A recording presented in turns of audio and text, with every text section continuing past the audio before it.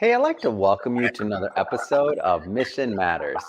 My name is Adam Torres, and if you'd like to apply to be a guest on the show, just head on over to missionmatters.com and click on Be Our Guest to apply. All right, so today I have Beth Costa on the line, and she's Executive Director of Wine Road, Northern Sonoma County in California. Beth, welcome to the show. Thanks. I'm excited to be here. It's a great way to start my day. All right, Beth. So exciting topic. So sipping wine in Sonoma County. Who would not want to do that? And I understand that you are the advocate. You are the gateway. I'm going to say, all the things going on in Sonoma County, and I'm excited to kind of peel back some layers here, get into what people that want to visit can expect, also into maybe some people that are watching this don't know much about Sonoma County and all the amazing things going on over there. So we'll definitely do a deep dive. But before we do that, we'll start with our Mission Matters Minute. So Beth, we at Mission Matters, we amplify stories for entrepreneurs, executives, and experts. That's our mission here. Beth, what mission matters to you? I think what matters to me, and the reason I love what I do, is I think people have a preconceived idea of, coming to wine country and its lifestyles of the rich and famous and winery owners and chateaus.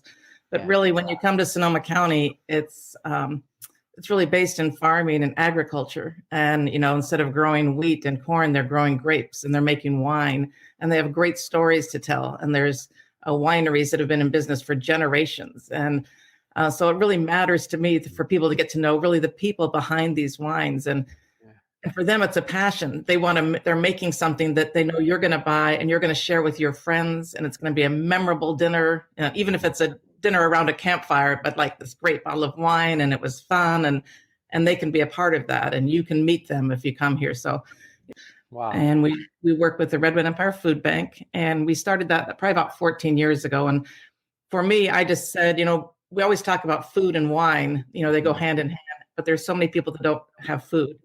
So somehow we need to be able to give back to that. So it doesn't sound like a lot, maybe $1 a ticket, but we've been doing it for 14 years. And At this point, it's over $400,000 that we've donated to the Redwood Empire Food Bank. In fact, when we ran this morning, I'm heading over to the food bank because we just did an event after 2 years of, no events. And we had about 1,200 people come. So I have a $1,200 donation check to drop off this morning. So to me, that is my personal mission that matters. And then on a broader sense, it's just, telling our stories and getting people to know, what we're all about here. Oh man, what an amazing story. I just love bringing on mission-based organizations and entrepreneurs, executives, just to, share why they do what they do, like what wakes them up in the morning, what gets them going and fired up, and obviously giving back over $400,000. I mean, that's an amazing thing over the years to be able to do and to continue to support the food bank. I mean, it's great. So we're going to talk a lot about sipping wine in Sonoma County, but so how did you get on this path to wine and to Wine Road and working in the industry? So tell me a little bit more about what led you here. Well, really, we moved to wine country, Sonoma County, about 30 years ago. And at that point, I knew nothing whatsoever about wine. And I had 4 little kids at home, and I thought it'd be fun to have just a weekend job. Yeah. And you're living in wine country, so obviously I'll just go find some sort of wine job. Sure. So I applied to this little tasting room, and I lived in the town of Healdsburg. And I said up front, I know nothing about wine, but I like working with people, and I'm a really good merchandiser. I used to work in retail, so it's like I can really fix up this tasting room, make it look great, and I'll learn about the wine. Yeah. And so I really just started as a part-time tasting room person, working weekends, and you can learn about wine. You learn about it from your coworkers, from the winery you work with, from the customers that come in. And it was just so fun. I really loved the whole idea. I loved meeting the customers that came in from all over the country. And I loved learning about wine. And I happened to start at a larger winery that had great training, so we could do comparative tastings and blending seminars. And, really, I had the opportunity to learn a lot. And so from there, sort of, I don't even know how it evolved. One thing led to another, and here I am. Right time.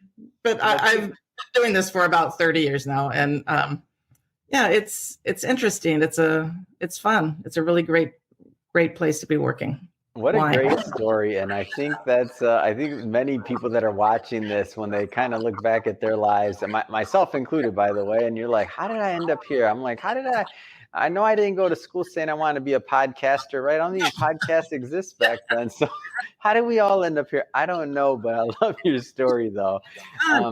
So let's go further into Wine Road. So first off, for people that aren't familiar with the organization, maybe tell us a little bit about the history of it. So the Wine Road's been around for over 40 years, and it really started with about 7 or 8 wineries in Sonoma County. They were kind of spread out. And, people at that time, 40 years ago, people didn't go wine tasting. That was not the big thing that it is now. So these wineries thought, if we kind of work together and we make a little map that we can give out to some of the hotel keepers and the innkeepers, we can maybe get people to coming to our tasting rooms. And, so they all pooled together some money, some funds to print this map and do that. And it really just has grown from there, with more and more wineries coming on board. And small wineries don't have marketing departments. It's a husband and wife, and they're doing all they can to make the wine and oversee the vineyards and greet people in the tasting room. So Wine Road is an association that these wineries can all belong to. And we have a great website that we can have their information and their contact information. We can talk to customers and kind of find out, what kind of wines people like, and we can direct them to the wineries that would be best suited for them. And wineries really depend on us to help them be informed about, different regulations that come on down the road or things. So from the business side, we can help the wineries with that end. And from the consumer side, we can help customers find the wineries. And we have about 130 winery members now. It's a lot of action. So maybe for those that have never visited or aren't familiar with the area, maybe tell us a little bit more about the geography of Sonoma County and just kind of what makes this place unique. Of course, we know it's in California, but other than that, what makes this place unique? It really is. There's so many small little microclimates. That's what we talk about a lot here is if you just went into Alexander Valley, there's valleys and there's hillsides, there's lots of different soil conditions throughout the area. So we represent 3 of the bigger growing regions in Sonoma County: Alexander Valley, Dry Creek, and Russian River. And each of those have, Russian River Valley has Green Valley, and it has Chalk Hill, which are sort of sub-appellations within the Russian River. So that's all defined by the weather in that defined area and the soil in that defined area. And it really can be extremely different. In the Russian River, you might go there in the morning and it might be, 60 degrees and super foggy and cold, and you have a sweatshirt and you finish your wine tasting. Maybe you're at Iron Horse and you're looking out over Green Valley and it's outdoor tasting. It's beautiful, but it's cold. And then when you leave, get in your car and you drive out to Dry Creek to taste some Zins, and boy, you're peeling off your sweatshirt and it's, 80 degrees. It's a 20-degree difference in, half an hour drive away. So wow, a lot of difference that way with the climate. And then we also have people that come here for other things. They'll go up to Lake Sonoma and they'll go out to the coast out at Bodega Bay or, just float down the Russian River. So there's a lot of just scenic beauty that brings people to the area. Besides the wine, there's redwoods and a lot to do besides wine tasting. We also are getting, a lot of breweries and distilleries, and there's a cheese trail, and there's, a lot of things you can eat and drink and taste along the way. So, you mentioned earlier that in terms of the types of wineries that you represent, everything from large all the way down to, maybe the husband and wife duo. Tell us a little bit more about the complexion of the different wineries that are there, and just what makes it special. I think, if I were to, create an itinerary for someone, I try to get people to see really the whole variety of things. You could go to Kendall Jackson, which, is a beautiful winery, and you might be able to find Kendall Jackson on the store shelves where you live. But they also have a demonstration vineyard, which is a really unique opportunity to walk through. Each row is a different type of grape, and different trellising systems. And you don't get to see that everywhere. So that's there for you to walk through. There's also a culinary garden on the property that you can do a tour, or you can walk through there on your own. So they really offer a lot of educational opportunities. And then they do, beautiful food and wine pairings that you can do. And then you can also leave that beautiful setting and you could drive out to Dry Creek and you could go to Frick Winery, which is one man, Bill Frick, and he oversees the vineyards. He, does, works with his guys to bring in the fruit. He makes the wine, and on the weekends, the taste room is open and it's him. He is the one-man operation. And that's not an exaggeration. It really is just perfect. And, that's the passion. And if you go on his website, he talks about selling, whatever it was, I don't know, like a 1960 something old Chevy he sold to buy the first piece of land to start the winery. And, it was a passion, and he's still doing it. So for me, when I have visitors here for the first time, I like people to see everything. You want to see the bigger, grander properties that have, those gardens and things. But then you also want to go to see, the people who make 500 cases of wine that you can only buy at the tasting room. And I think that's, what's fun to take home, take home some wine that you can only get when you come here. And that's a wine that's fun to share with your neighbors and, have some friends over and talk about the meeting the winemaker or meeting the owner and, really getting the story behind why they do what they do. And then you can share that story with your friends. So, and to me, that's a perfect wine tasting getaway. Yeah, and that's one of the most interesting things to me always whenever I've been on a wine tour, different tasting rooms, is really the stories. Like the stories, the owners, the stories of the wines, the winemakers, and just that real that vibe, that exchange of energy, that exchange. Of course, you're eating, you're doing, nibbling here and there, you're drinking wine. I mean, it's just a great experience overall. Tell us about like the vibe of Sonoma County in general. I think it's just well, we kind of joke. I mean, it is very laid back. I mean, that is just the way it is. Yeah. There's luxury here for sure, but even luxury is very casual. There's a beautiful high-end Montage resort that just opened in Healdsburg. But if you go up there, there's a lot of locals sitting out on the patio in their jeans having a glass of wine. So it's no matter where you do, it's very welcoming and very casual. And I don't think you ever would feel out of place. I have a lot of people who are coming wine tasting for the first time, and they ask all kinds of questions like, what will happen when I walk in the door? Like, what happens? Do you greet me? Do I have to call ahead of time? I don't know anything about wine. Am I going to feel foolish? I mean, if anything, it would be a score to come to some of these small wineries and not know anything about wine, because they want to tell you. They're excited about what they do. And they could go on and on about, the soil where they're growing the grapes and, and just the whole process. So I think, to me, the vibe is just welcoming and casual. And like everyone feels like family. So many wineries have wine clubs, and they really talk about their club members as like family members. They see them, they have wine club parties maybe 2 or 3 times a year, and the same people always come, and they get to really know them, and they end up knowing about their kids or their kids going off to college or whatever's happening, and they really do treat like family. And I think that's just a cool thing. You don't see that in, you wouldn't see that in a clothing retail environment. You see that in the industry, it's different. In fact, when I first started, my background had been in retail. I was a clothing buyer, and I thought it was so funny coming into the wine business because everyone went our competition. Everyone worked together. Whereas, in a more of a clothing environment, you want people to come to your store. That's what they're going to buy. But if you're going to come wine tasting, you're not going to go to one winery. You're going to go to multiple wineries. So if you come to my winery first, I hopefully give you a great experience, but then I'm going to suggest where you should go next. It's very collaborative. It's like, oh, you should go see, John's winery. You're going to love the Zin he makes. People are happy to tell you about their friends in the wine industry and where they make great wine. So it's a different feel. It's fun. and it sounds fun. And when I think about kind of like the resiliency of the area? I mean, you've been through, floods, fires. I mean, just the area geography wise. I mean, now the pandemic. I mean, I feel like the people are like just one of the special things that just make up that whole like Sonoma County.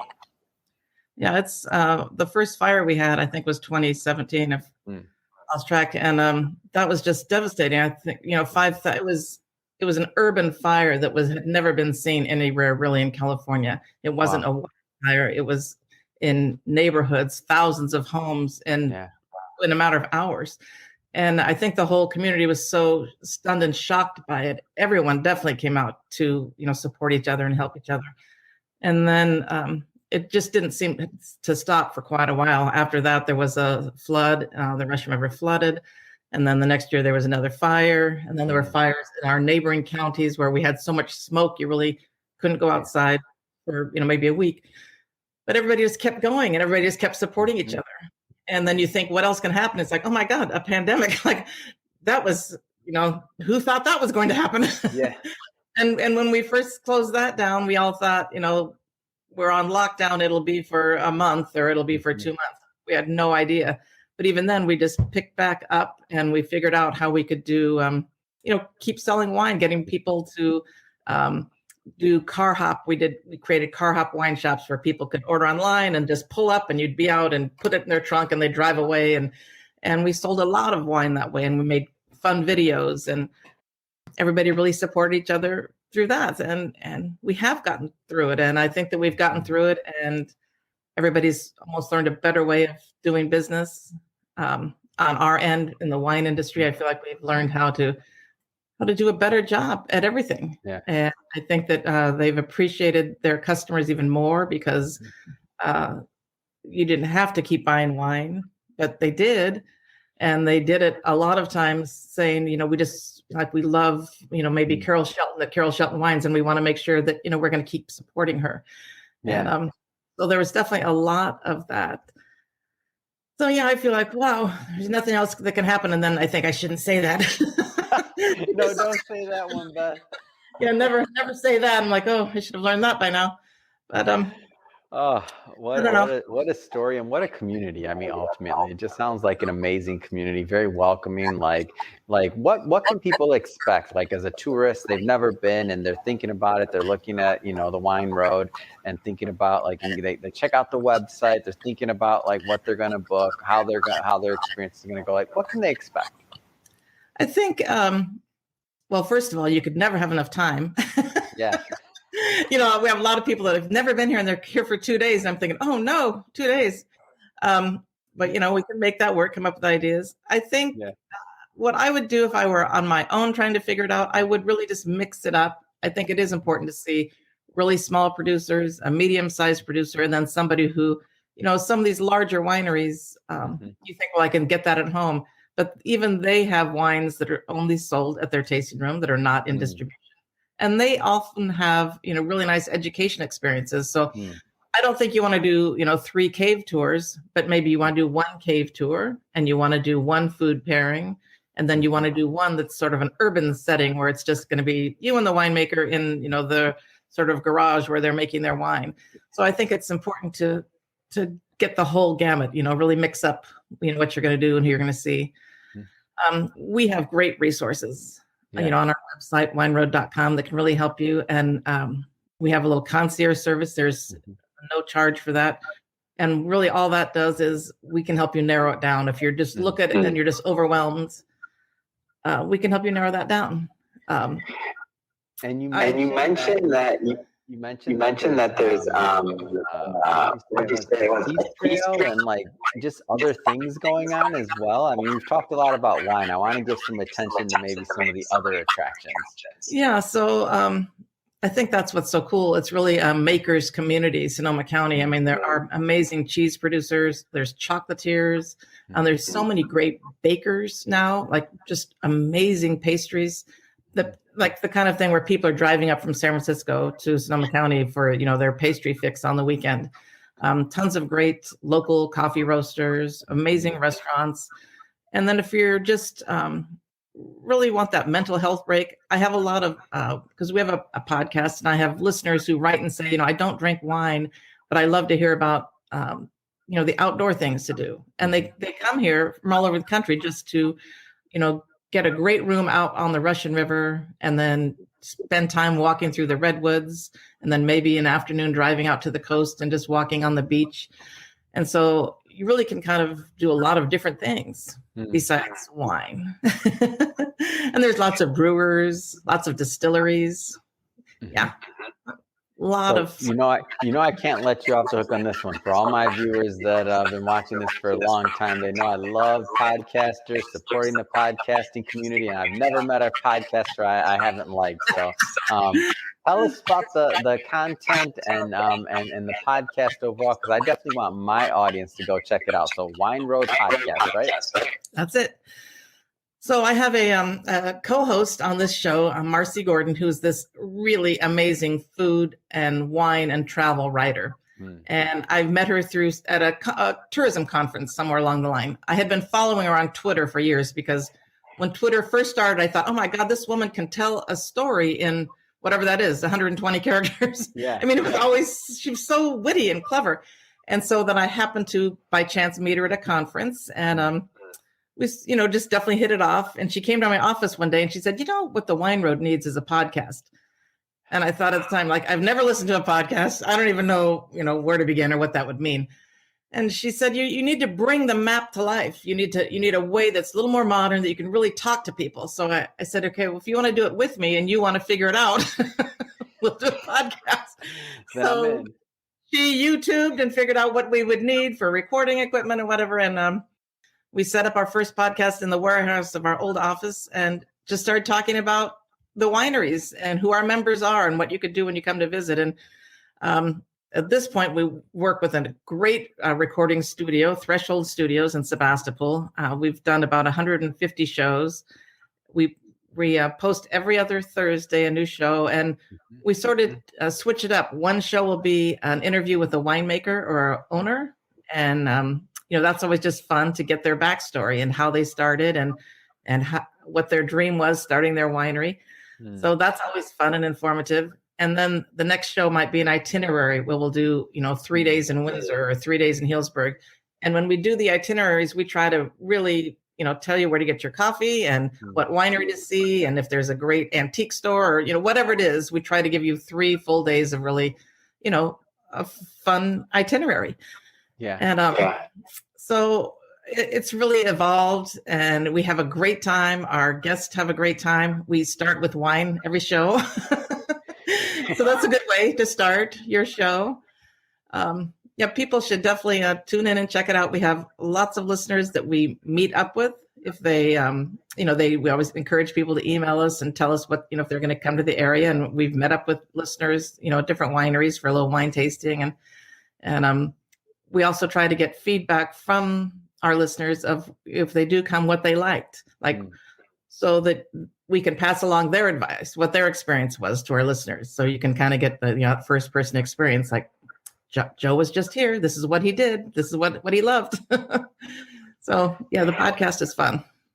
What a great story. And 150 episodes in, I just have to say congratulations. That's not an easy feat. It's not always easy to, it's not easy to do a podcast. I tell people that. I mean, it can be, but it's not easy to stick with anything, and you've definitely done it. And I'm sure that your listeners and viewers really appreciate that. So I just want to say thank you for keeping it going.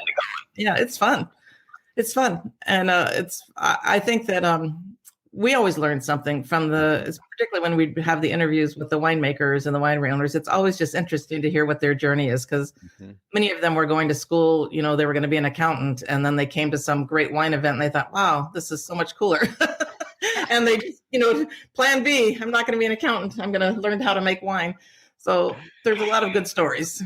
Oh my gosh, that's classic. That's a great story in itself, right? And then how you ended up in wine. I feel like it's one of those things just attracts people, and then so it's awesome. So if somebody's watching this, Beth, and they want to learn more about Wine Road, like how can they engage? How do they get help with these itineraries, all these other things? Like how do they get access to the resources and connect? We try to make it super easy. I mean, I definitely would tune into the podcast, and you can find that anywhere. It is just called Wine Road Podcast because of the itinerary ideas. And then our website is wineroad.com. And on there, we have great printable maps of the area. So I think it's, we also mail a map, which I always joke about. It's like totally old school.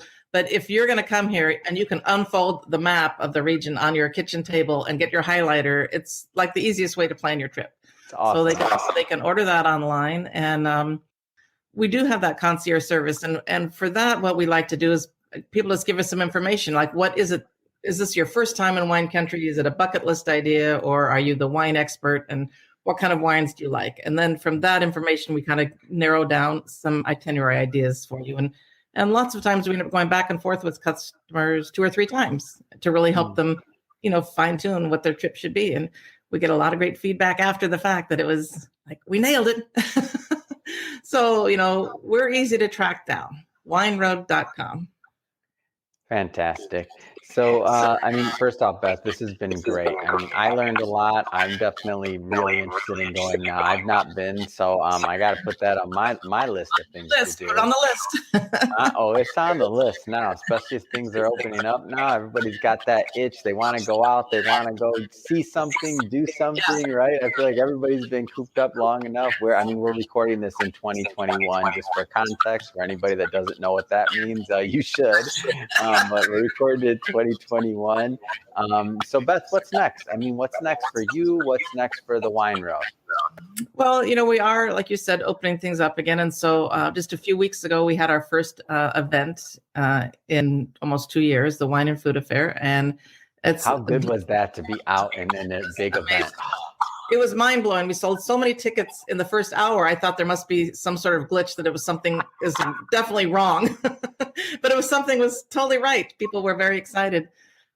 So we have another event coming up in January, and then we'll have our barrel tasting event in March. And everyone is still very cautious and safe. Everyone is asking for reservations only in their tasting rooms. And it's easy. I mean, you can just go online or give the wineries a call that you want to see if they have room, even if it's that day. And, you want to stop in. If they have seating available, they'll do that. But there are definitely more and more people are coming for sure. And the hotels are all open up. Bed and breakfasts are open up. Yeah, it's a good time to come. And the thing about, I don't want to brag, but the thing about California, like today, it's 65 degrees here, and it's going to be 60 all week. So there's a lot of parts of the country that are not, sitting in a nice sunny 65-degree day. Yes. So, and this is November, and it will be like that, most of the winter. So, we're a good getaway if you're snowbound. Come out to Winter Wineland. It won't be snowy. It'll be nice. So that helps. Well said. Come out to Winter Wineland. And so one more time, that website so that people can check it out. It's wineroad.com. Perfect. And we'll put that in the show notes, of course, so that our viewers can and our audience can just go click on it, check it out. Definitely go check out the Wine Road, not just the website, but make your trip out there. So Beth, it's been great having you on the show today. It's really been fun getting to know more about your mission, why you do what you do, and really what's going on in Sonoma County around sipping wine, eating cheese. I mean, everything. You got me excited now over here. I'm like, I want to go somewhere too. So again, Beth, really appreciate you coming on the show today. And to the audience, as always, thank you for tuning in. Hope you got a lot of value out of this. Hope you learned a lot. If this is your first time with us at Mission Matters, our goal is to tell stories and to bring guests on that have stories to tell, that want to share their mission, and really for people to get insight into what helps people, what motivates them, and what educates them. So Beth, really appreciate you coming on, and thanks again. Super fun. Bye-bye.